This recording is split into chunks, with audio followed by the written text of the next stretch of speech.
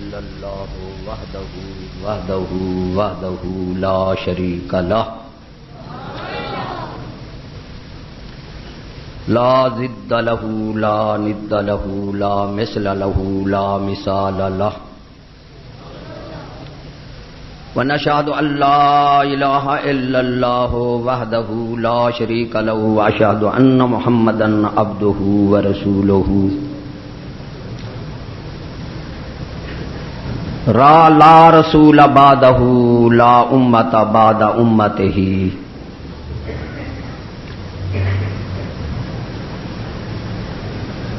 أعوذ بالله من الشيطان الرجيم بسم الله الرحمن الرحيم قد من الله على المؤمنين إذ بعث فيهم رسولا صدق الله وصدق رسوله النبي الكريم ونحن على ذلك لمن الشاهدين والشاكرين والحمد لله رب العالمين. سامعین السلام علیکم. السلام کے بعد میں اللہ تبارک و تعالی اور اس کے رسول کی پناہ چاہتا ہوں کہ وہ بات کروں جو اسے ناپسند ہو، وہ نہ کروں جو اسے پسند ہو.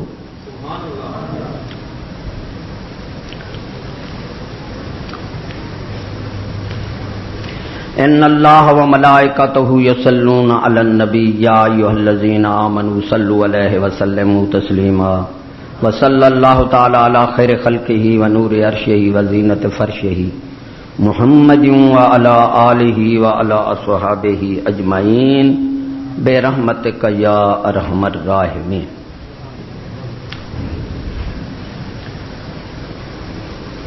معزز سامعین، آیت مبارکہ کا ترجمہ اور اس کی حکمت بیان کرنے سے پہلے کچھ باتیں ایسی ہیں جو شیطان کی طرف سے اٹھتی ہیں اور ہمارے ذہن کو وہ خراب کرتے ہیں. جس طرح مادی چیزیں ہم استعمال کرتے ہیں تو لوگ ہمیں کہتے ہیں کہ تم ان کے مخالف ہو،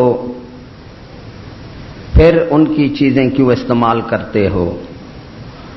پہلا تو یہ ہے کہ ہم ان کی نہیں سمجھتے.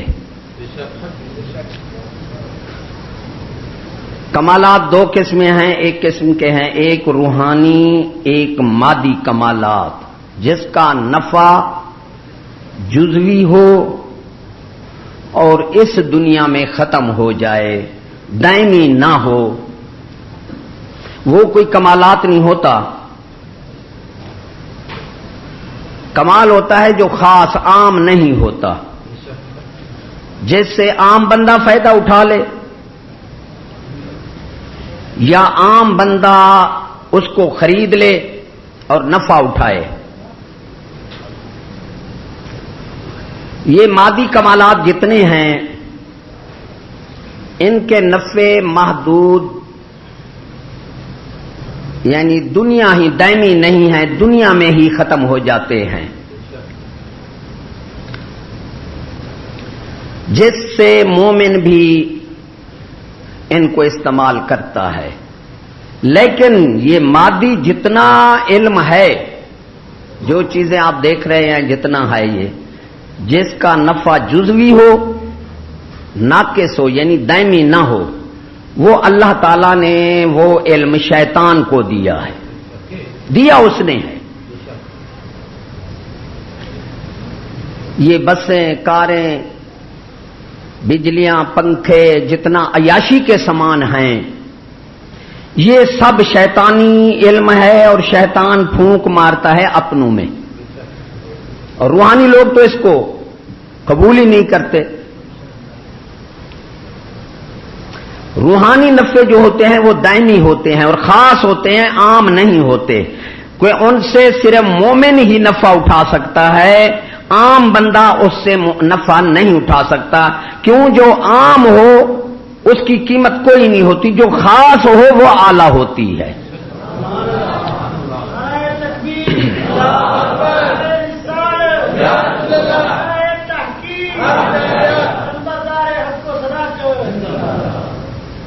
اب مادی جائیداد جو ہیں اس سے عام بندہ نفع اٹھا سکتا ہے، اور اللہ نے ظاہر وہاں سے کیا ہے، تو دنیا میں مومن اس کا نفع اٹھاتا ہے، وہ بکتی ہے کنجری کی طرح. یہ بس ہے، کیا ہم پیسہ لے کر اس پر نہیں بیٹھ سکتے؟ پیسے سے حاصل ہو سکتی ہے. تو اللہ تبارک تعالیٰ یہ جانتا تھا کہ دنیاوی نفع جو ہیں میرے مومن یہ عام کر دیے تاکہ مومن بھی اس کا نفع اٹھائے، لیکن اس کو خرید کر. کیونکہ جب بے شرع کا مسئلہ ہے، جب کوئی چیز خرید لو نا، خرید و فروخت جو ہو، ہر شخص اس میں اپنے نفع کے لیے دوڑتا ہے، اس کا احسان کوئی نہیں ہے، اور وہ عام ہوتی ہے. کنجر چوڑا میں ہر بندہ اس کو خرید سکتا ہے. اب جو روحانی چیز ہیں وہ سوائے مومن کے، اب سوال پیدا ہوگا کہ قرآن مجید کو بھی ہر بندہ خرید سکتا ہے، لیکن اس کا نفع جو ہے دائمی ہے، وہ نفع حاصل نہیں کر سکتا، نفع صرف مومن حاصل کر سکتا ہے، اور وہ دائمی ہے. یہ عام ہے، خاص نہیں ہے. عام چیز کی کوئی قدر نہیں ہوتی، ہمیشہ خاص چیز کی قدر ہوتی ہے. تو یہ شیطانی پھونک جو ہے یہ عام ہے، اس سے ہر شخص نفع اٹھا لیتا ہے. مومن بھی اس سے پیسے دے کر ہم بھی بیٹھ جاتے ہیں، جزوی نفع اٹھا لیتے ہیں جو جائز ہے. اس سے ناجائز، اب موبائل ہے، موبائل سے ہم ناجائز نفع نہیں اٹھائیں گے. اب جو وہ یہاں آ کر کھمبے لگا رہے ہیں، کوئی ہم پر احسان کر رہے ہیں؟ ارے وہ کنجریوں کی طرح بک رہا ہے. وہ جو مادی چیز ہے وہ بک رہی ہے، ہر شخص بندہ اس کو لے رہا ہے. لیکن مسلمان اس سے جائز نفع اٹھا سکتا ہے مادی چیزوں سے خرید کر. یہ تو خرید کیا، اللہ تعالیٰ نے تو ہر چیز ہی مومن کے لیے بنائی ہے. مومن کو ہے کہ تو میرا کام کر اور ہر چیز تجھ پر حلال ہے. کافروں کی عورتیں بھی حلال ہیں، مال بھی حلال ہے، اور ان کو قتل کر دے، سب کچھ تجھ پر حلال ہے. کیونکہ ہر چیز اللہ کی ہے، بھی تخلیق تو کسی نے نہیں کی، اثر بھی کسی نے نہیں رکھا. مؤثر حقیقی وہی ہے. پانی میں بجلی کس نے رکھی ہے؟ اللہ نے رکھی ہے نا. مؤثر حقیقی وہی ہے. تخلیق بھی اس نے کی ہے. ظاہری طور دجال جو آئے گا نا، دجال وہ ایسا کام کا، یہ اللہ تعالیٰ آزماتا ہے شیطان کو مادی ترقی دے کر، پھر مومن کی بصیرت کو دیکھتا ہے کہ مومن جو ہوتا ہے اس کی نگاہ جو ہوتی ہے وہ باطن کے ساتھ، غیب کے ساتھ وہ ایمان رکھتا ہے. دجال جو آئے گا نا وہ ایسا کرے گا جو اس کو مانیں گے اس کے کھیتوں میں بارش ہوگی، ادھر نہیں ہوگی. مردہ کہے گا مردہ زندہ ہو جائے گا، وہ مارے گا پھر کہے گا زندہ ہو جا، زندہ ہو جائے گا. روٹی کھانا پینا جانور یہ مسلمانوں کو بالکل نہیں آنے دے گا. بہت آزمائش کا وقت ہوگا. اور یہی دجال کو ماننے والے لوگ جو کہیں گے دجال خدا ہے، ہر چیز اس کی ہے.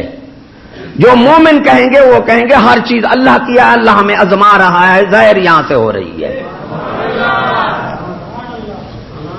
اب معین الدین چشتی کیا فرماتے ہیں؟ وہ فرماتے ہیں حسن ازل سارا تیرا ہی کمال ہے، جب صاحب کمال خود کچھ نہیں تو پھر اس کا کیا کمال ہے. بزرگ فرماتے ہیں بے وقوف تو مجازی سانے کو نہ دیکھ، وہی جو مجازی سانے ہے وہ خود مصنوع ہے. تو اپنے آپ کو دیکھ کہ کس طرح اللہ نے تجھے، تو اپنی پیدائش کو دیکھ، اپنی بناوٹ کو دیکھ کہ کس طرح اللہ نے تجھے، سب چیزیں تو اس سے بنی ہیں، تجھے کس نے بنایا ہے. ایک بندہ سوال کرتا تھا یہی مجھ پر، تو اس کا وال بند ہو گیا دل کا، 3500 اس کی تنخواہ تھی فیکٹری میں. اب وہ کیا کر سکتا ہے؟ 4 لاکھ روپیہ مانگا ہے ایک وال کا. میں نے کہا یہ اللہ نے تمہیں سزا دی ہے. اللہ نے کروڑوں نعمتیں لی ہیں، اس کا نام نہیں لیتے. وہ وہاں سے ظاہر کرا دی، وہ خود چھپا ہوا ہے، وہ باطن ہے. لیکن مومن تو باطنی آنکھ سے دیکھتا ہے، وہ تو ادھر دیکھ رہا ہے. تو تجھے جو وال ایک بند ہو گیا 4 لاکھ، تو نے کبھی شکر کیا کہ اللہ مجھے تو نے 4 وال دیے ہیں آنکھ کے، دل کے؟ اب پریشان ہے، میرے پاس آیا کہ تعویذ دو، میں غریب آدمی ہوں، کہاں سے 4 لاکھ لے آؤں؟ تو ہم ہر چیز اللہ کی سمجھتے ہیں، مادی جو علم ہے اللہ نے شیطان کو دیا ہے، وہ شیطان کی پھونک ہے، اور مومن اس کو استعمال کرتا ہے عارضی طور پر، کیونکہ اللہ نہیں چاہتا اللہ کے روحانی میرے کامل لوگوں سے ایسا کمال ظاہر ہو جو جزوی اور ناقص ہو، جس کا نفع اس دنیا پر ہو، دائمی نہ ہو۔ اس لیے وہ وہاں سے ظاہر ہوتا ہے۔ اور ہاں مسلمان مومنین پیسوں سے ہم کیوں، بس والا ایک کھینچتا ہے میری طرف آؤ، دوسرا کھینچتا ہے میری طرف آؤ، تو ہم یہ جوتوں سے استعمال کر رہے ہیں، ایمان سے کہو، ہم بلا کر رہے ہیں کہ یہاں تم موبائل بیچو، اپنے نفع کو آ رہے ہیں۔ یہ خرید و فروخت کا مسئلہ جو ہے، اس نے جو فروخت کرتا ہے اس کا مادی نفع ہوتا ہے، وہ آسان نہیں ہوتا۔ اس لیے اللہ نے یہ مادی کمالات سارے شیطان کو دیے ہیں، یہ شیطان کی پھونک ہے۔ اور علم کس نے دیا ہے؟ اس نے دیا ہے، اور وہ یہاں بندوں کو آزما رہا ہے۔ تو دیکھنے والے مومن تو یہ کہیں گے کہ آئے حسن ازل سارا تیرا ہی کمال ہے، جب صاحب کمال خود کچھ نہیں تو پھر اس کا کیا کمال ہے؟ نعرہ تکبیر، نعرہ رسالت، نعرہ تحقیق، خواجہ محمد شفیع چشتی صاحب۔ اس لیے مولانا روم صاحب نے بھی فرمایا عاشق مسنو کافر بود، عاشق سنو بافر بود۔ جس کی نگاہ مصنوع پر رہ گئی بنی ہوئی چیز پر وہ کافر ہو گیا، ارے جس نے مصنوع کو دیکھ کر نگاہ سانے پر رکھی وہ بافر ہو گیا۔ ہم مومن ہیں، ہم چیز کا مالک اللہ کو سمجھتے ہیں، اور صرف ہر چیز کو مومن ہی استعمال کر سکتا ہے۔ ارے بے وقوفو، اگر تمہارا یہی نظریہ ہے کہ دشمن کی چیز کوئی نہیں استعمال کر سکتا، تو میرا سوال ہے کہ کافر خدا کے دشمن ہیں یا دوست ہیں؟ ہیں؟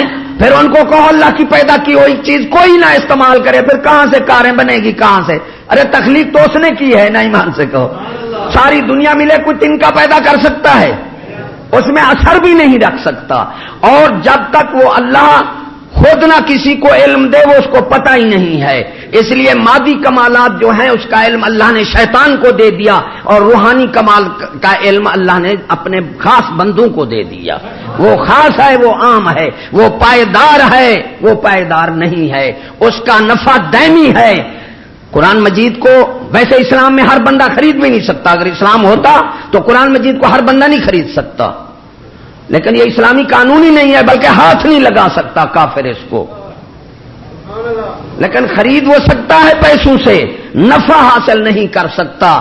وما تنزل آیات والنذر عن قوم لا یؤمنون، اللہ فرماتا ہے جو مومن لوگ نہیں ہیں میری آیات ان کو کچھ دیتی ہی نہیں ہیں۔ یہ بے ایمان جو کہتے ہیں جی اسلام جو ہے سائنس جو ہے قرآن میں ہے، یہ سب کفر کرتے ہیں۔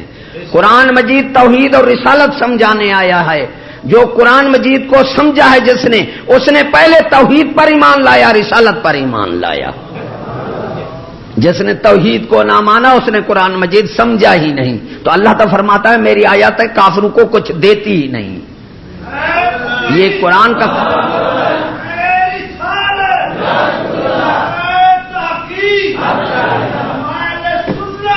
اگر یہ کمالات ہوتے تو حضور صلی اللہ علیہ وسلم سے کیا مخفی کیا تھی، یہ ایٹم نہ بنا دیتے۔ لیکن یہ کمالات توہین ہے اہل روح لوگوں سے، یہ مادی کمالات ہیں، ان کا نفع جو ہے وہ پائیدار نہیں ہے، اور جس کا نفع فانی ہو اللہ تعالیٰ کے نزدیک اس کی کوئی قدر نہیں ہوتی۔ اس لیے وہ اللہ تعالیٰ شیطانی لوگوں سے پھونک مرا کر ظاہر کرتا ہے، اور مسلمان اس سے پیسے دے کر دنیاوی نفع حاصل کر سکتا ہے، لیکن روحانیت سوائے مومن کے اور کسی کو نصیب ہوتی نہیں، کیونکہ وہ خاص ہے، یہ عام ہے۔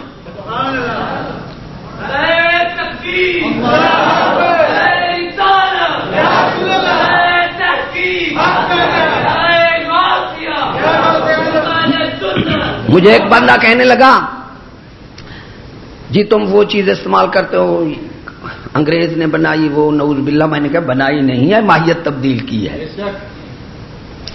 اثر بھی اللہ نے رکھا ہے، اثر ابھی کھینچ لے تمہاری کار ٹھہر جائے گی، کون چیز ہے دوڑنے والی، وہ اس کے حکم سے دوڑ رہی ہے۔ میں نے کہا یار تیرا جواب تو ہے تلوار، لیکن مجھے طاقت نہیں، تم تو ہمیں مرواؤ گے سورو۔ فرعون کہتے تھے کپتی کہ سب چیز فرعون کی کھاتے ہو، پھر تم اس کو خدا نہیں مانتے، تو اللہ نے پانی کو خون بنا دیا۔ اب بنی اسرائیل کی عورتیں جاتی،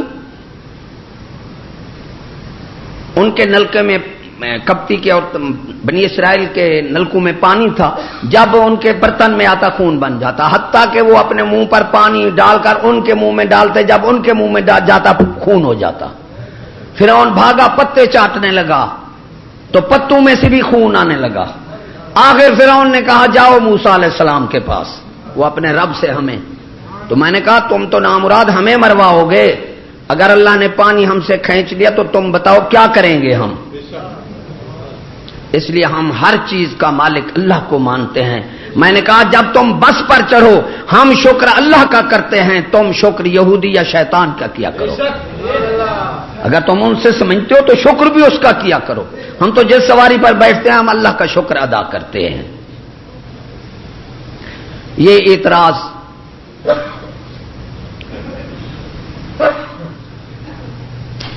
دوسرا، یہودی نے یہ سبق دے رکھا ہے، ہم جہاں بھی جاتے ہیں نا کہتے ہیں جی یہ مولوی جو ہیں یہ بس خراب ہیں، مولوی خراب ہیں۔ ایک ذہن میں یہودی نے یہ دے رکھا ہے، بہت عام مرض ہے، عام مرض ہے، کیونکہ قوم میں ایمان ہے نہیں، عقل ہے نہیں، اس لیے قوم فوراً بہک جاتی ہے۔ پوری یہودیت کا میں نے کہا تم نہیں ہو، یہودی ہے فنا فی شیطان، حکومت ہے فنا فی الیہود، اور عوام ہے فنا فی الحکومت۔ تو جو بولتا ہے بل واسطہ حکومت یہود، بل تو شیطان بول رہا ہے، تو نہیں بولتا، تو ہے بھی نہیں، تو فنا ہو چکا ہے۔ کیونکہ یہ بتاؤ ایمان سے، حضور صلی اللہ علیہ وآلہ وسلم سرداری نظام تھا، اہل قریش سے ٹکراؤ لیا یا مولوی اور عمرہ سے لیا؟ فوجیں جو جاتی تھیں کیا وہ حکومت سے لڑتی تھیں یا مولویوں سے لڑتی تھیں؟ کیوں حضور صلی اللہ علیہ وسلم نے کیوں حکومت سے ٹکراؤ لیا؟ ارے اللہ کے بندے، معاشرہ بھی حکومت کے پاس ہوتا ہے، معاملات بھی حکومت کے پاس ہوتے ہیں، اس لیے حضور صلی اللہ علیہ وسلم نے حکومت سے ٹکراؤ لے کر حکومت کھینچ لی، معاشرہ ہاتھ میں لیا، معاملات ہاتھ میں لیا۔ معاشرے کی اصلاح کے بغیر عوام کی اصلاح ناممکن ہے۔ کافر تو ہوتا ہے بولا کتا، اور اس کے پیچھے چلنے والے بھی بے وقوف اور بولے ہوتے ہیں۔ ایمان سے جو کافروں کے پیچھے چلے وہ اس جیسا بے وقوف۔ اس لیے حکومت بھی یہی کہتی ہے کہ جی مولوی خراب ہیں، کیونکہ وہ بھی فنافل یہود ہیں، وہ نہیں بولتے، خود یہودی بول رہا ہے۔ تو حضور صلی اللہ علیہ وسلم نے حکومت کھینچی، اس لیے پہلے تبلیغ ہے، 13 سال صحابہ تبلیغ کرتے رہے، 10 سال حضور انگاروں پر لٹائے، جس طرح ادھر آیا نا کوئی کیا پتہ مشدی، کوئی بشتی ششتی ہے، اس نے کہا کہ صحابہ بھی پڑھے تھے، اس نے حدیث کا معنی ہی بدل دیا۔ کیا صحابہ یہودی تعلیم پڑھے تھے؟ حضور صلی اللہ علیہ وسلم نے فرمایا تم کرنتھ وغیرہ یہ یہودی کتابیں پڑھو۔ ارے وہ کتابت کا الفاظ ہے، لکھنے کا ہے، پڑھنے کا نہیں ہے۔ حدیث کے معنی جس طرح علم القرآن، یہاں علم القرآن کا معنی ہے قرآن کا علم دینا، قرآن کا سکھانا پڑھانا نہیں ہے۔ یہ مولوی عام کر دیتے ہیں جی جو قرآن مجید پڑھے اور پڑھائے وہ بہترین ہے، نہیں، جو سیکھے اور سکھائے، علم دے، قرآن مجید کیا حکم فرماتا ہے اس کا علم دے۔ اگر پڑھانا ہوتا تو قارا القرآن ہوتا۔